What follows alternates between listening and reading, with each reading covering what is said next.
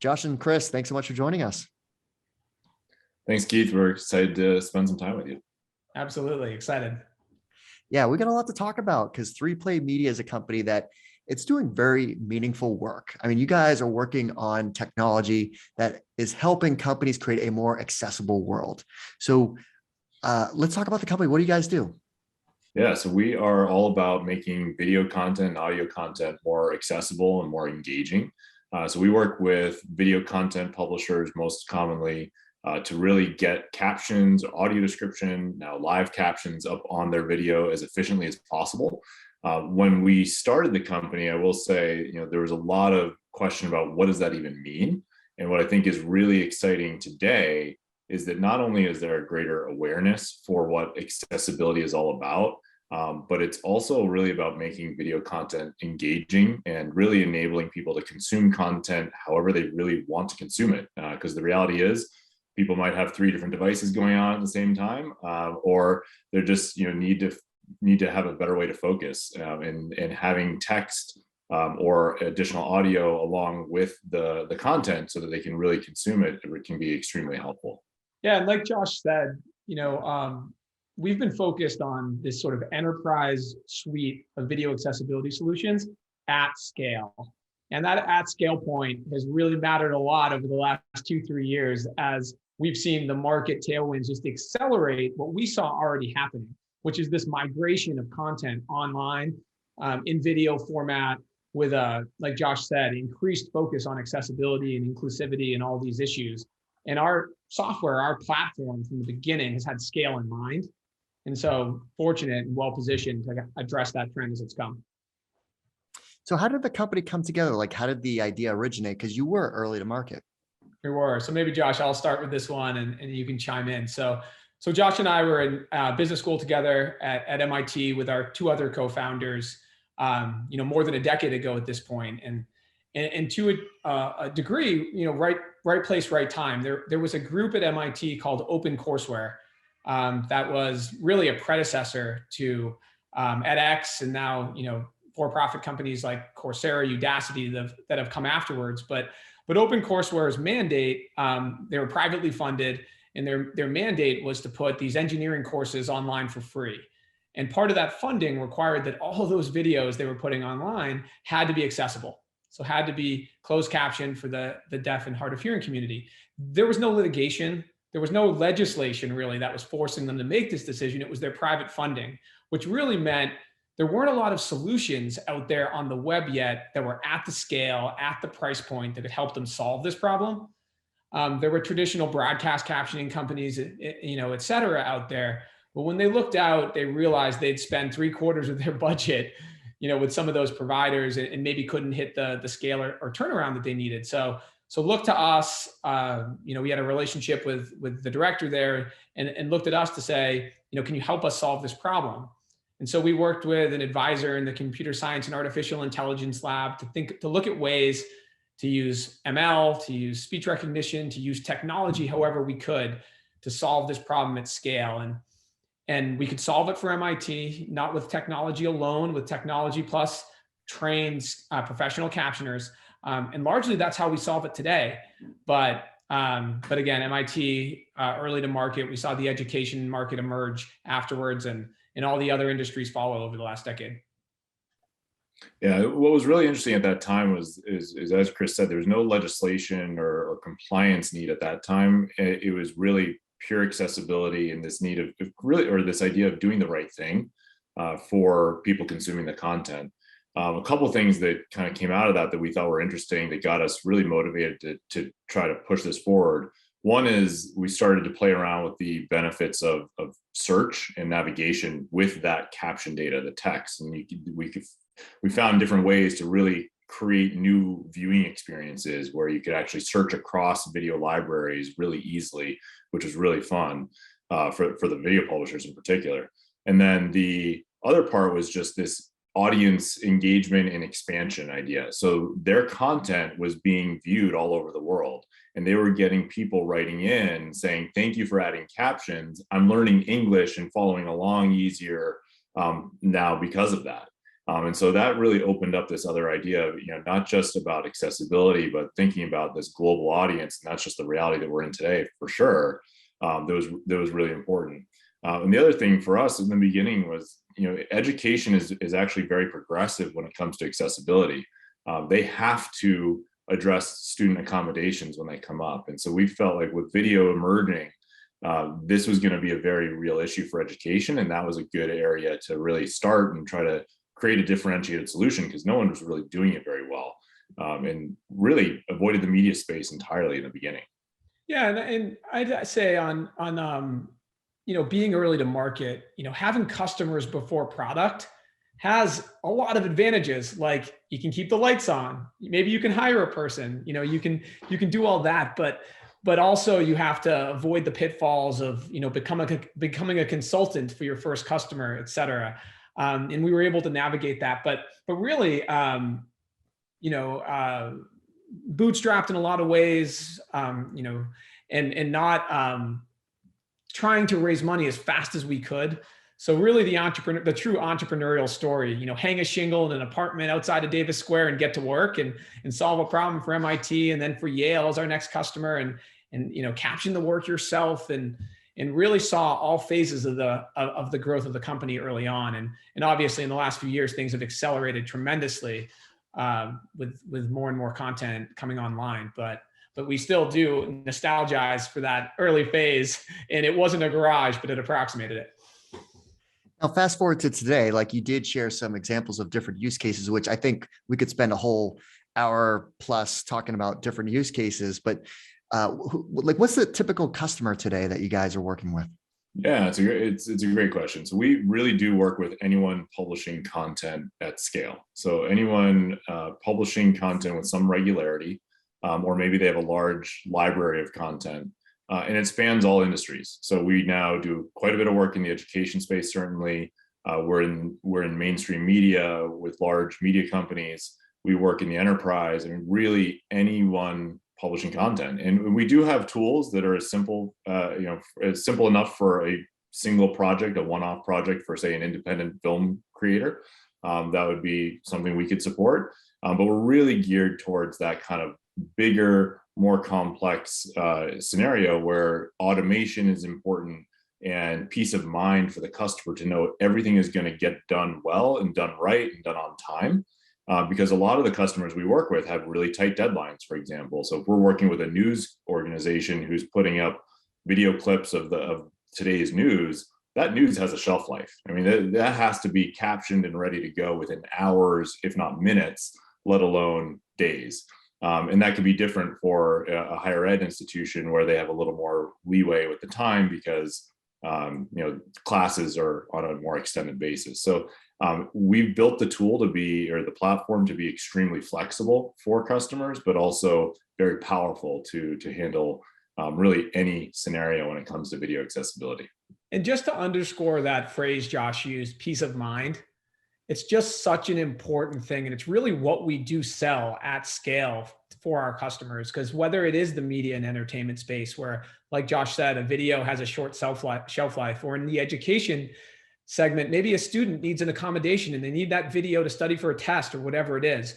There's urgent expiring deadlines for our customers. And it's hundreds, if not thousands of videos a day in some cases. And they need to know with a high degree of confidence, they're getting this high quality caption file back on time, 99% of the time. And they don't want to have to worry about that. They're worrying about so many other things to produce the content and push it through their workflow. And so, that's what we've been able to deliver on repeatedly, industry agnostic for, the last decade. So what's the current, stage of the company now, like the number of employees or other details you can share? So we are right around 90 employees. We have a large distributed workforce that works on some of the more task-specific work with regards to the transcripts and the captioning pieces of things. But the core team of employees is right around 90. We grew that team probably about 50% last year, or in this year in 2021. And growth is still the number one thing for us. And that creates challenges, but lots and lots of opportunities for all of our existing employees and certainly new employees. which is really, really exciting. Yeah, this is a really fun phase.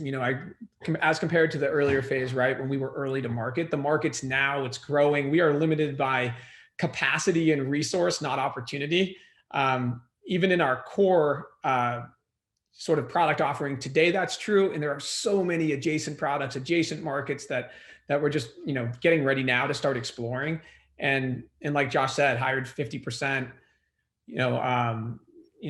about 40 people last year. We're focused on growing the engineering team, the product teams, the data science teams, obviously always sales and marketing. So really organization wide, we're just kind of adding that scale now and leaning into that growth. And what's it like working there as far as the day-to-day culture at 3Play Media? I think we're pretty biased, but we've been at this ourselves for, I guess 13 plus years, started the company with two other co-founders who decided to go, sort of do other things, still very close friends. But the reason we do it every day, speaking for myself, is because I love to come, virtually or in office and work with the people we do every day. I know it's a little trite to say, but, fundamentally we're going in and we're solving really difficult problems with really smart people that actually matter in the world. And at the core of it, that's just so rewarding day to day. We use the term entrepreneurial, culture of teaching and learning and seeking improvement, mutual accountability. These are all things you see, every day at 3Play. And, at a high level, when you're a kind of mission oriented company like we are, you also get, I think, the structural advantage of having employees who raise their hand and self-select to work at a company like 3Play, which over time just creates this really positive flywheel and this really bright and vibrant community around that mission. Yeah, I would echo everything Chris just said. Ultimately, we work with really great people, and that's number one, right? We get to go to work, whether it be at home or in the office these days, but we're ultimately working with really smart, really good people who are all working towards the same goal. And that's hard to replace. So as long as that's happening, and certainly the market dynamics don't hurt.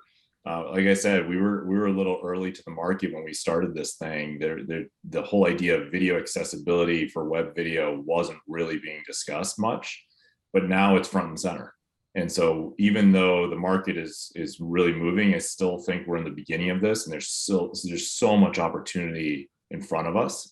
And that's just incredibly exciting. We have real competitors now, which is good, but it holds us to a higher bar. It means we have to work harder to be better, and continue and figure out new ways to maintain our place as the leader in the market and as the premium product or as the best product.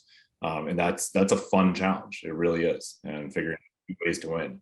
I think you'll find Josh and I are, I think people do find, and I think a lot of the reason why, a lot of, our employees have stayed for many years, and we've got some people who've been with us almost the entirety of the journey. And, Josh and I are really hands-on and care about solving the business problems that we face on the ground every day alongside every single person who works with us. And that's what's interesting. That's why this is exciting still for us and keeps us motivated all the time. It's really a privilege to be in the position we've gotten to now, and most entrepreneurs don't find themselves here. And I think we spend time to reflect and recognize that, every day, and hopefully it's reflected in the decisions we make and the type of company we've built. Now, the job market's very active out there. It's very competitive. People have options, which is a good thing. So why is now the ideal time to join 3Play Media? So Josh, I can maybe start, and then you can jump in. Maybe everyone's saying this, but the market's happening now for us. Video, number one, our business is entirely correlated to the use of video on the web. And whether it's recorded video or live video, there's entire industries that didn't exist, 5 years ago that now are flourishing today around e-fitness or virtualized event platforms or whatever it is. And all of these industries are grappling with how at scale to solve video accessibility. There's adjacencies, near adjacencies like podcast market, right? There's been, some lawsuits in the news recently around how, transcription accessibility issues will be resolved for podcast platforms and content providers. So there's huge market trends right now, or market tailwinds around the proliferation of content. And then secondarily, when we got started, this was MIT OCW doing this because it was the right thing to do and because their foundation, thought so too, they were the anomaly. That's the exception, not the rule. Almost all the companies or the universities we were talking to, it was a compliance concern. It was a lawyer or a regulation that they were responding to. And now it's shifted so dramatically with, the focus on inclusivity at the corporate level, and accessibility at its core is an inclusive issue, or an issue around inclusivity. So, fundamentally, just the tone around the sales process has changed, and there's a lot more proactivity we see, and that's really exciting. So from a growth opportunity perspective, from a market opportunity perspective, that's why we're hiring so much. Right now, it's a unique opportunity at 3Play. I mean, Josh, you can talk maybe about the environment and what it's like for the employees at this phase of the company, but that's the view on the market. Yeah, I completely agree. I mean, not only is it such a hot market, but I mean, we're actually in some of the most important issues of today's market, which is that inclusion, that accessibility angle of things, and really making an incredible impact on it in a way that I think is really unique. With solving hard problems with technology, with people. I think one of the things that we're really proud of is that distributed labor force that we alluded to. We treat them really well. They get paid fairly. That's something that differentiates us. That alone differentiates us from other players in this market, and certainly other gig economy type players. And so there are certain aspects of the way we do things. And when you put it all together with the growth, it's just a really exciting place to be. I think from a tone perspective, when the conversations on the sales side, I mean, it used to be, explain to me why to do this or how to do this. It is now all about, how can I do this and 3 other things, right? And how can we solve all these bigger problems with video workflow and publishing workflows? And people are realizing that this isn't something you tack on at the end of your video publishing process, but it's something that's part of your video publishing process. And so we have an opportunity to think through, how can we build the platform to actually collaborate with and to really be compatible with the existing tools in the market, so that this is about really about technology, and not so much how do we figure out how to create a service really that is involved here. It feels like a web application to the video publisher, and that's an incredible place to be. If we can make it feel that simple, we've done something very special. Yeah, and for employees day to day, right? Like 70 people, 80 people, 90, 100, 150. This phase is really a sweet spot. I know a lot of big companies probably look back nostalgically to this phase where you sort of crossed the chasm and achieved real scale. So the business problems that you're solving have real impact in the world, but you day to day can still have tons of impact on the organization. We're building new departments foundationally, and people can have their fingerprints on those decisions. They can, grab a beer or coffee with me or Josh and talk about how we should present a town hall, or, how we should approach the market strategically. These are things that, unfortunately, you get to 500, 1,000 plus people across many geographies. They're hard to maintain. And I think this area, this phase we're in right now is, I think, particularly magical. Yeah, I think that's a really good point, is that we're in this phase of growth where we're still establishing roles. We're just now putting in managers in certain positions. I mean, there's just so many opportunities for growth for the employees that that's going to continue for a while. And that's really exciting for everyone. In terms of that growth and hiring, is it across all the different functional areas? Yes. The short answer to that one is yes. Yes. Makes sense.